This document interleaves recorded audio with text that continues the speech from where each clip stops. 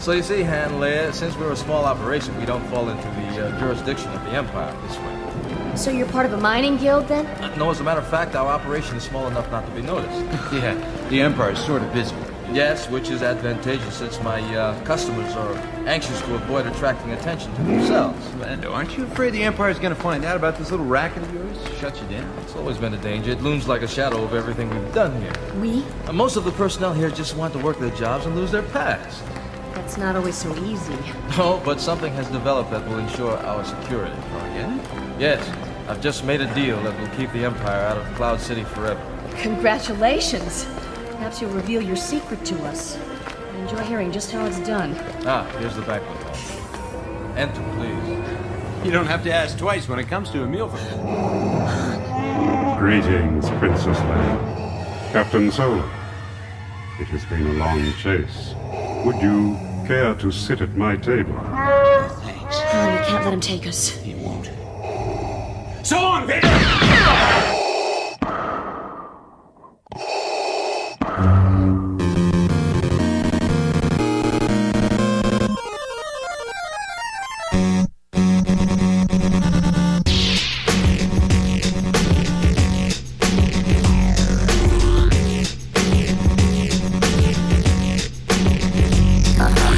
Welcome, Masters and Padawans, to episode 613 of Full of Sith.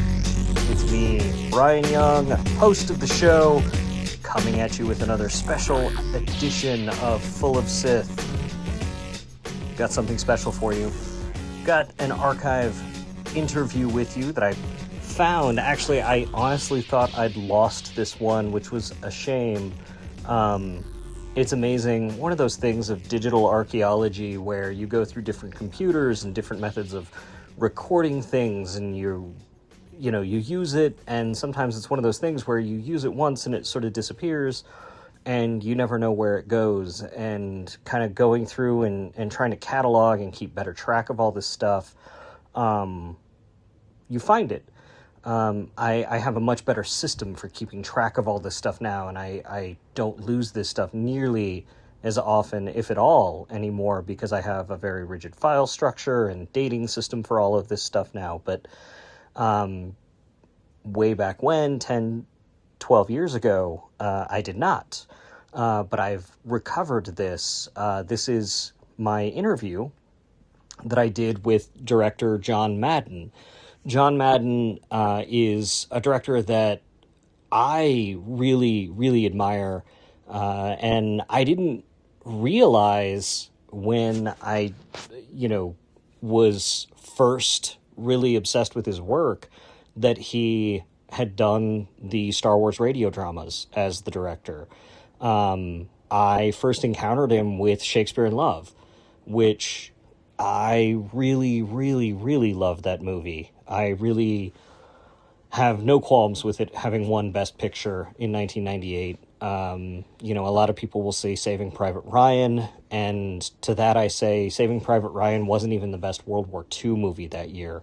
That, I think, honor goes to The Thin Red Line. Shakespeare in Love, funnily enough, I tie Shakespeare in Love very closely to Phantom Menace for me. I waited in line a long time for Phantom Menace, and Shakespeare in Love had just won the Academy Award and had come back out to theaters, and it was playing at the theater where I was waiting in line for Phantom Menace, and there were a bunch of us in line, and so we would sort of, as long as a few of us were in line, we could take breaks and go do things. And I think I probably went to go see Shakespeare in Love 10 times while I was in line for Phantom Menace. I just really loved that movie. It had a very profound influence on me as a writer. It had a profound influence on me as a filmmaker. And it really just hit me right between the eyes in the best ways. It's one of those movies that, I have the script sort of memorized in the back of my head always. It's one of those very quotable movies. I'm always quoting it in ways that people don't understand, the same way I do Star Wars. And it has that feel of Phantom Menace and that time in my life and everything. And And I didn't connect until later in my life that John Madden had been the director for the Star Wars audio dramas. And when I pitched a sort of oral history of the radio dramas for Star Wars Insider, I had tracked down a couple of people who'd worked on the audio dramas. Tom Vagley was one of them, who I dropped his archive audio a few weeks ago on the feed because I'd found his as well. And I was really excited about the idea. Maybe I could be able to track down John Madden, but wasn't positive, right? You know, somebody who wins Best Picture for a movie like Shakespeare in Love, you don't necessarily think you're going to be able to get to talk to him about something he'd done,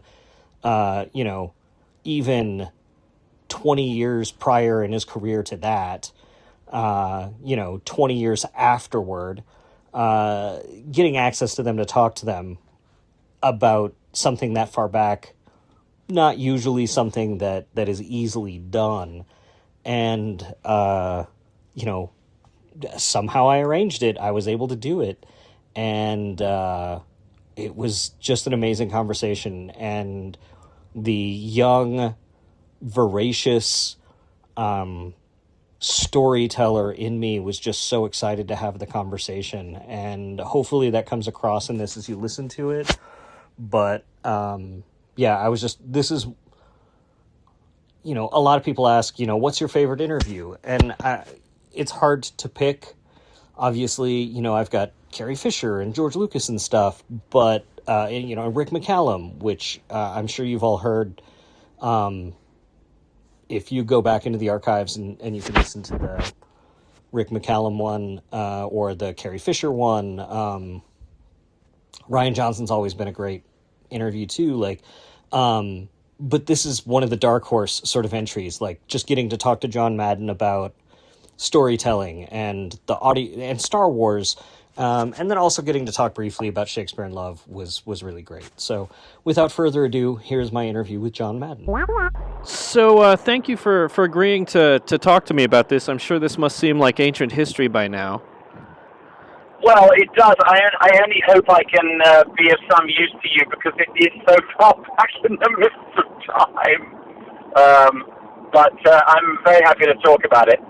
The first thing I kind of want to know about is how you got the gig in the first place. I talked to Tom Vagley about it, and he sort of said at that point you were sort of the name in doing things like this and wanted to sort of legitimize this as an art form.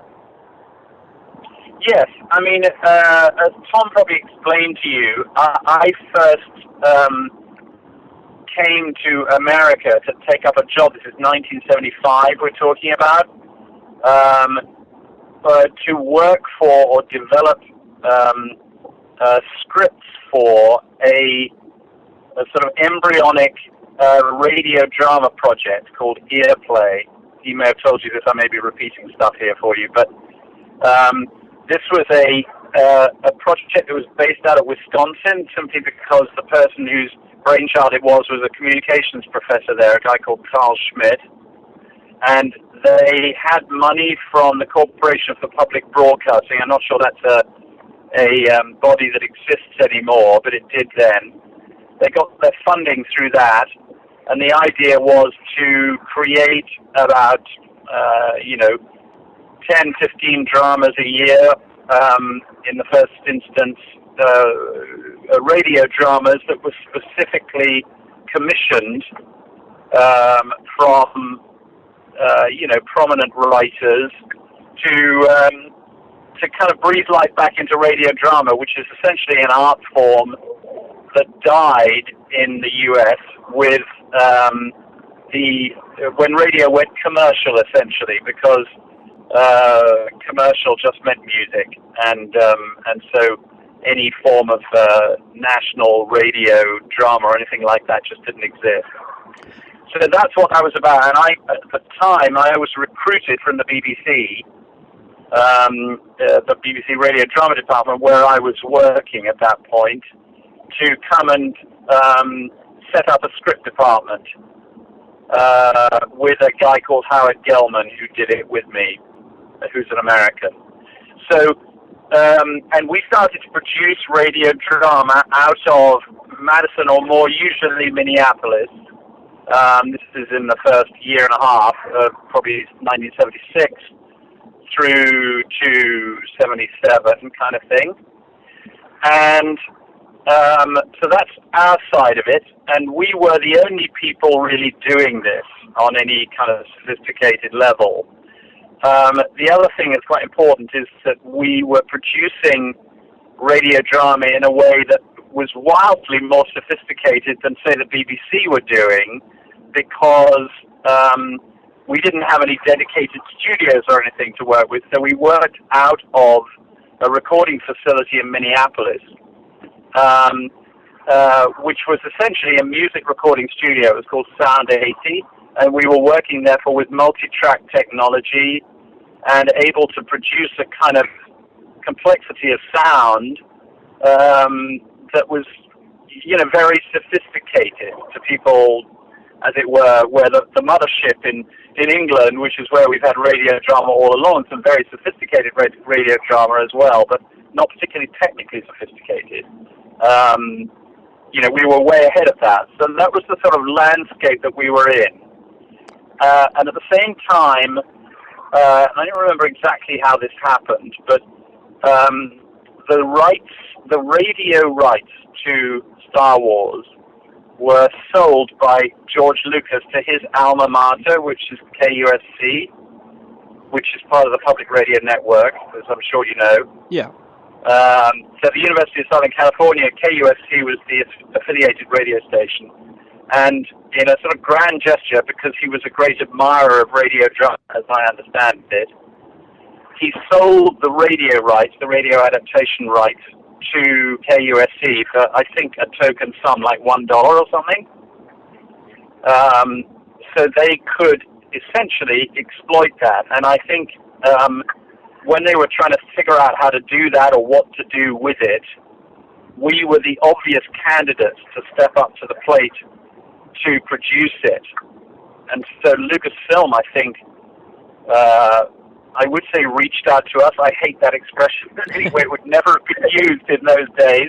But I think they basically got on a phone and said, hey, you guys are the ones who do radio drama. Do you want to talk to us about doing a version of Star Wars? So that's how that began. And Lucasfilm had the sort of creative control of it, in the sense that, they, as I remember, recommended the writer, the adapter of it turned out all three Star Wars films. All three Star Wars films in the first trilogy. The guy called Brian Daley, who I think was already involved novelizing the first one, but you have to check all your facts on this. It's just my memory of it. Alan Dean Foster adapted the first one under the name of George Lucas, or the novels. He did some Han Solo books at that time. Who? Brian Daley did? Yeah. Okay, fine. Whatever. They put him forward as a good candidate for us to consider adapting them, and that turned out to be great, I have to say. Very good guy, very good to work with, and took to it like a duck to water. I'm wondering, what was your experience with Star Wars before being asked to do it? Being in the United States in 1977, it kind of was everywhere. Well, yeah, it was everywhere, and like most people, remember where they were when peace broke out, or when Kennedy was shot, or whatever. I can remember the first time I saw Star Wars, which was in Minneapolis. So we would have been living in Minneapolis at that point. I just went along to the mall with everybody else and saw it, and I just remember the occasion incredibly vividly, and it was, I'm sure everybody attests to that sensation that it was really not like anything you'd ever seen before. It just had a kind of an astonishing kind of grip, and it was just sort of an exhilaration in watching it. which had to do with both its effects, its technology, but its storytelling, and its sense of humor. I remember being incredibly responsive to. It was just a proper full-blown sort of cinematic revolution, is what it felt like. How? Go ahead. No, go ahead.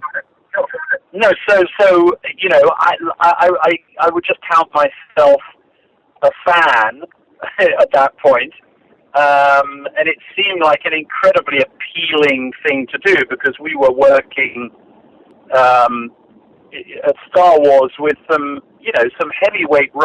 Star Wars at Earplay, I should say, with some heavyweight writers. I mean, we did the first radio play I directed for them was by David Mamet, a play he wrote specifically for radio and then subsequently turned into a stage play called The Water Engine.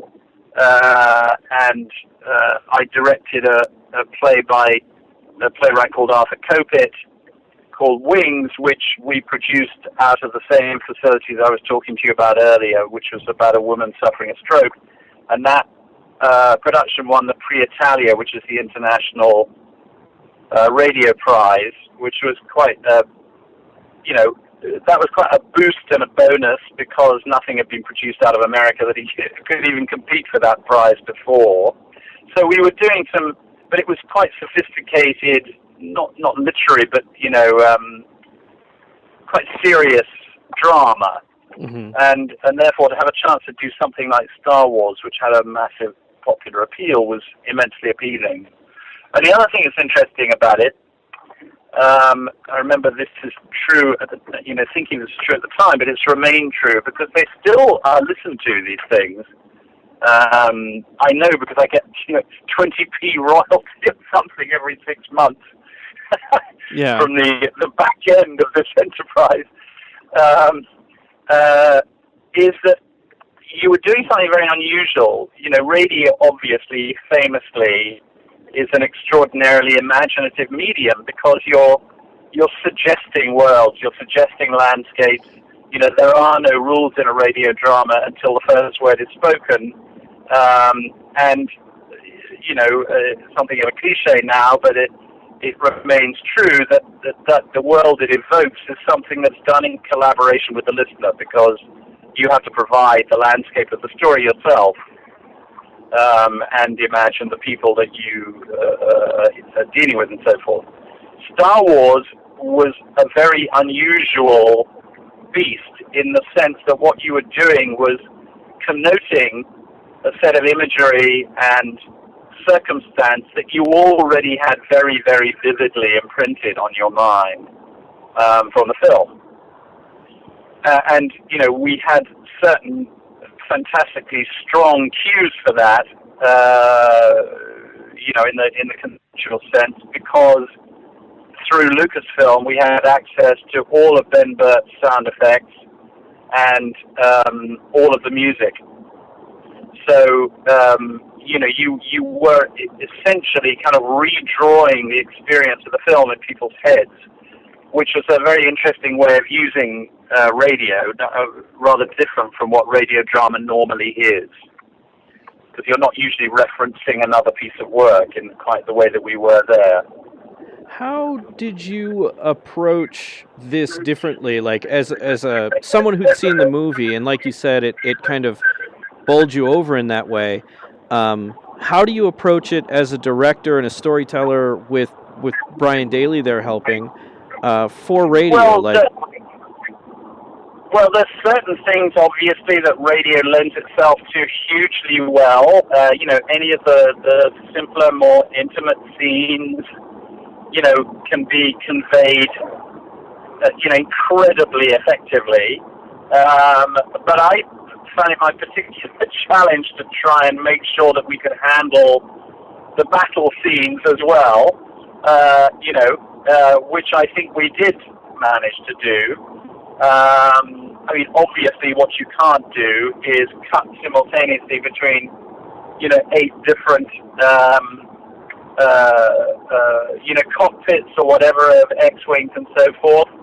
you had to adopt a slightly different technique and take the perspective of one or the other. But we manipulated that as far as we could, and and broke a lot of rules about the way you normally construct radio drama, partly because we felt we could, because the audience sort of had a map.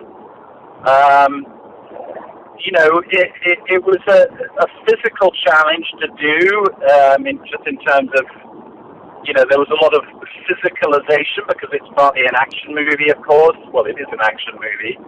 I'm talking about the Star Wars as the first prototype, because we subsequently did both the other two of the trilogy as well. They were... So there was a lot of physicalization that was needed in the acting and so forth, which people picked up very quickly, even though they hadn't necessarily had much experience of doing radio drama, the actors that were concerned.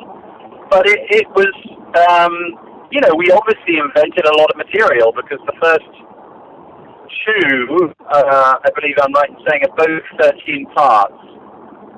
So that's actually 6.5 hours of material. Because they were 30 minutes long, I think. Well, you probably have better authority on this than me at this point. You still there? Yes, I'm still here. I only asked that because we're approaching a point where the signal's going to go for a bit, I know, but I'll warn you when we get there. Okay.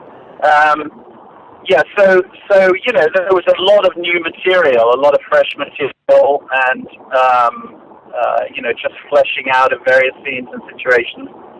That I can't speak to what those were specifically at this point. My memory's a little bit too dim now, but I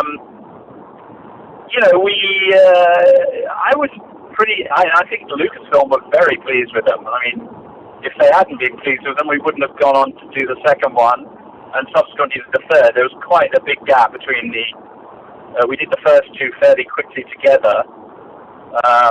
And then there was a big gap before we did Return of the Jedi, which actually was Revenge of the Jedi when we first started to talk about doing it. Still have my Revenge of the Jedi t-shirt, so that tells you something. What was it like working with the existing members of the cast, and how challenging did you find it casting new members of the cast that would replace some of these iconic roles? And I think you did a very good job with those. I think they inhabited different versions of the characters very well, without betraying anything from the movies. What was the difference between the two sorts? I think that quite obviously, it was a very unusual casting assignment. It's fair to say we would have done, and we did do as much as we could to cast as many of the original members as we could, which, as you know, in the end was Mark Hamill and Anthony Daniels, primarily. Harrison Ford had a massively consuming movie career by that point. Yeah. And we couldn't get access to Carrie Fisher either. But and so the way we approached casting the other roles was inevitably, or for me, to keep in mind the sensibility, even perhaps the vocal qualities of the actors whose roles they were taking, if you follow me. Mm-hmm. So, and I, not in terms of a sound alike, but in terms of a general quality. A sense of irony or a sense of gravitas or whatever it may be for Obi-Wan and so forth. I feel we were successful in that. There was no massive difference in approach in terms of the way we dealt with it. I just approached it as I would any other radio drama, with again the exception that everybody who the new cast members already had a visual map in their heads too, just as an audience would listening to it. so there was a sense of people knowing what, it's almost as if you'd rehearsed with them for 2 or 3 weeks, because they came armed with a sense of what the material was. Yeah. So I don't want to inflate my kind of contribution from that point of view. I mean, I was doing, I think, a skilled job, but it was an unusual assignment. I mean, I have to say, both Tony Daniels, partly because he's British and had grown up on radio drama anyway, had a very, very instinctive sense of how radio works. Mark Hamill was absolutely brilliant at, some actors just did radio well and understood what the requirements were and knew how to allow a lot of dynamic in their voice, but not to push it, and a sense of relaxation, a brilliant sense of physicalization. Mark really made it sing, actually. He was very, very good, and he kind of, because he was the star of both projects, as it were, the lead character, he tended to impart those qualities to the people he was acting with, so that was very helpful. Did you find anything as you were working on this that actually informed your later film career? I think everything in my world informs everything else, I was unusual in the sense that I had come from a theatre background initially. That was my kind of, I didn't have a career really before this particularly, but at university and following university, I'd run a theatre company. And then after I did my stint there, I went back into theatre, became a theatre director in America for about the next 8 or 10 years, really. I was certainly working as a Broadway director when I did Empire Strikes Back and subsequently with Return of the Jedi as well. So everything you do informs everything else, and I didn't know I was going to have a movie career at that point, but I was, of course, a mad movie fan, and I was honing my skills, I guess. And I think radio teaches you something which I've learnt on very heavily in my subsequent film career, which is just the rhythm of storytelling, and the rhythm of a narrative. And I mean that in the sense of, the ebb and flow of pace and how story beats land, and so forth. And I think that's been quite crucial in terms of the way I've approached film thereafter. I had a very, very, strong sense of how a script worked, and that's probably been a very important thing for me, because I always develop the scripts very, very intensely of the films that I work on, and I think that has stood me in incredibly good stead. There's a lot of people will tell you that rhythm is what it's all about, filmmaking. I mean, of course, it's a visual medium. I'm not saying that is the first and most important thing, but actually, the rhythm that is supplied to a film in its editorial state, but also in its shooting state, are crucial. And in radio, those two stages of the process exist in exactly the same way. So, that was my first action movie, was directing Star Wars. Yeah. And when I've, subsequently done movies that partake of that kind of thing, that's experience I was leaning on. There's no question about it. I've been asked when I told the editor of the magazine that I was going to be doing this interview, he had 2 questions he wanted me to ask you, and this kind of dovetails into that. With that experience working on Star Wars and radio, and then directing certainly some of my favorite movies, I still foist Shakespeare in Love on everyone as often as I can. Would you be up to, if they were to ask you, hey, would you want to direct one of these standalone Star Wars films? Is that something that would even enter into your zone of interest?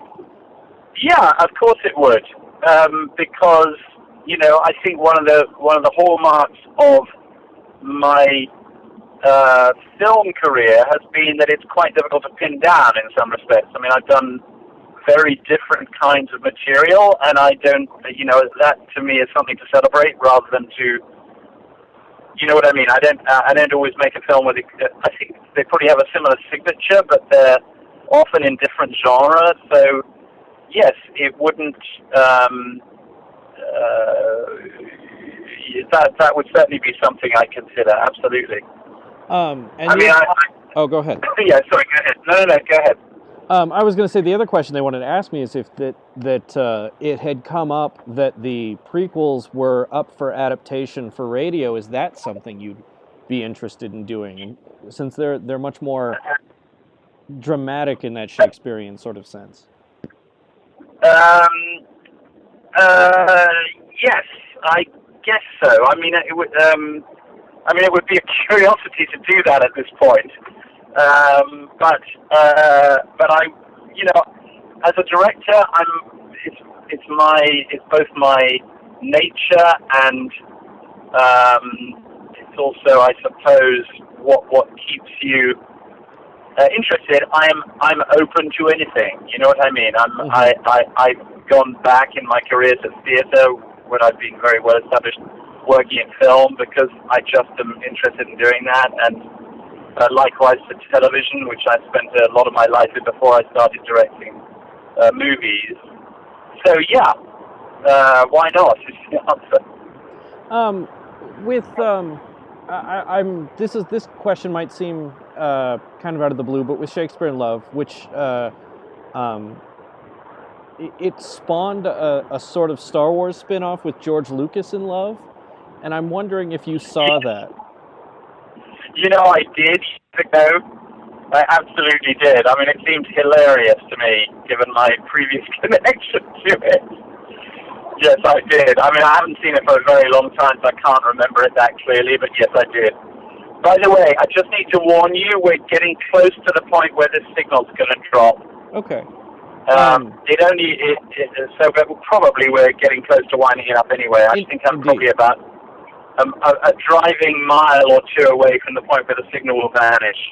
Well, let me ask pretty quickly then. Are there any did you get any feedback directly from George Lucas or anything like that about this or over your career at all? I've never run into George, to be honest with you. As I remember, we got very positive feedback about it, but I can't cite chapter and verse on that. Mm-hmm. It's probably, but I believe he did. And I wanted to ask about working with Brian Daley, like what that relationship was like. You're gonna lose me in 1 second here. Okay. Should I call back or should we just call it? Sorry? Should I call back in a few minutes or should we just wrap it up? I've got more than enough.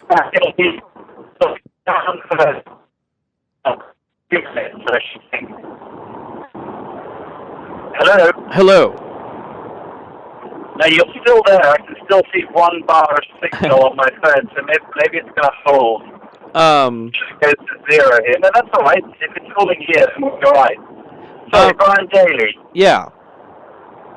Yeah, Brian, I have very, very fond memories of Brian. As you know, sadly, we lost him to pancreatic cancer some time ago. He was, the best kind of Star Wars geek. It was a very, very good experience working with him. I mean, he had a personality that suited the assignment brilliantly. I mean, he was, I think, if I'm repeating myself, apologies, but he was like the best kind of Star Wars geek. I mean, he knew everything about the story, the characters, the situation. He was not short of ideas and ways of writing things. And I seem to remember had to be hauled back from some of his invention initially because, we'd sort of I don't know, he possibly exceeded the brief, or there was some brand control that had to be enforced, I think, at a certain point. But that's not because he was particularly rebellious. He was just, taking his brief seriously, which is to, invent it for another medium. And I think that they wanted it to be an evocation of the film. So there was, a little bit of, as I remember, there was, a little bit of negotiation to be done on that initially. But, he had a great sense of humor. He had sort of limitless energy, very quick, deft writer. And it was a whole lot of fun doing it with him. I've got just one last question, and I'm wondering why you think. It's Star Wars, but there are so many things from that era of Star Wars that have sort of faded into obscurity, and maybe like the holiday special that they did or something. But this has stayed strong in the minds of fans, and I'm wondering what the why you think it's still appealing to people. What, the radio versions? Yeah. Well, I think they're a very interesting curiosity, but I honestly would go back to what I said to you originally, which is that, you own the radio experience. You're projecting the film yourself. And so I think anything, a really, really good radio play sticks in the mind as strongly as any movie does. And the reason for that is the imaginative contribution that the listener is making to the experience. And I think that,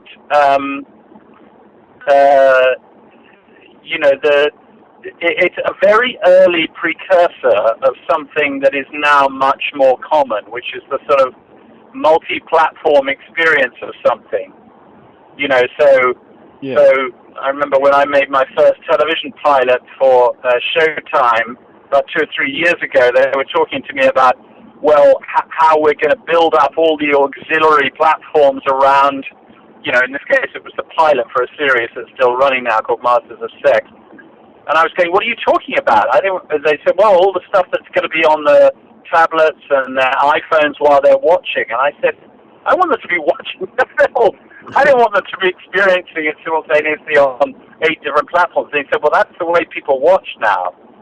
And I, of course, once I got my head around it, I accepted it, that they wanted to interact with it and chat about the characters and the situations and so forth. So this is like a very early version of that. It was pretty unusual for something to exist simultaneously in film and then in another medium. And because, as you know, movie fandom almost dates from that time. Something we've now, again, we take for granted has become part of the movie landscape, hasn't it?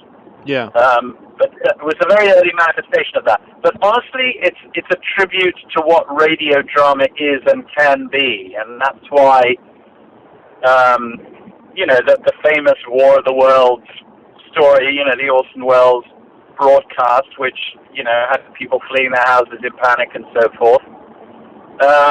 There's a reason for that. It gets under your skin. It's because you're imagining it yourself. I want to thank you very much for taking the time to talk to me and just sort of take a personal moment to thank you for Shakespeare in Love. It's seriously, when people ask me to pin down my 10 favorite movies or the 10 best movies ever, it's always on that list. Well, I'm really very pleased to hear that. I'm very grateful that you say that. That was a 1 in a million, piece in a way. A very perfect thing, and it worked out in a very perfect way. They don't always, but that one did. And it seems, I think that film is kind of timeless in a strange way. It doesn't date terribly because it was so absurdly anachronistic anyway. Yeah. It took liberties with the time that it was describing, but at the same time paid enormous respect to it, and I think that quality makes it very, very unique. It is, and to me personally, it's always sort of associated with Star Wars. I was a teenager working in a cinema at the time it came out, and Right. I was waiting for The Phantom Menace to come out, and I just kept going to see I must have seen Shakespeare in Love 10 or 15 times, waiting goodness. for Phantom Menace to come out because I couldn't contain myself, and it made me... it was one of those things, one of those movies and those moments in my life that reinforced that I could make it as a writer. And it's Good. borne out. Good. Well, good. I'm glad to hear it. I mean, if movies can have that effect, which God knows, they are incredibly powerful, that's absolutely fantastic. And, anything that lives on beyond its time is a blessing. So I'm very happy to have been, in some way, contributed to that effect for you. Well, I thank you very much, and I'm not sure when this piece will hit the magazine, and I'm not even sure if you'll hear about it when it does. I can definitely email the people that got me in contact with you. Yeah, do that, and it'll go. My assistant will get it to me, I'm sure. Okay, that will be great. Thank you very much, and I much appreciate talking to you also, and thanks for those words about Shakespeare. That's great. Oh, I could spend. I wish this interview was nervous for me because I could have talked the whole time about that too, which is not normal for me because usually I just want to talk about Star Wars. Okay, brilliant. Well, very nice to talk to you. Likewise. You too. Yeah, that was just a dream come true for me. That was an unexpected bucket list item for me. I hope you enjoyed the conversation. And like I said, go back into the archives of Full of Sith and listen to all of our coverage over the years about the Star Wars audio dramas. We did an episode with David W. Collins about the audio dramas that was really terrific. You could look up that interview with Tom Vagley that you could look up. There's just a real wealth of interesting information about the audio dramas over the years that we've done in the last, 13, 14 years of the show that would be worth you checking out if you just look up the, NPR. If you just look up the keywords NPR at fullofsith.com, you're going to find some really great deep dives into what makes the radio dramas special. And if you haven't listened to them, you should give them a shot because they're really fascinating and they really open that stuff up in ways that are just fascinating. So where you can find me at swankmotron.com. And that kind of covers all the places I'm going to be. And you can get signed books from me there, especially if you're looking to do that for the holidays. Or you can find me across social media at Swankmatron, just about anywhere. But mainly I'm on Blue Sky and sometimes Instagram. And then Full of Sith, like I said, fullofsith.com. Send us emails at holocron@fullofsith.com. We'd love to hear from you. And please rate and review the show wherever it is you listen to it. And, tell your friends about us. So for super producer Mike Pilot and for Holly Fry, I'm Bryan Young, and the Force will be with you always.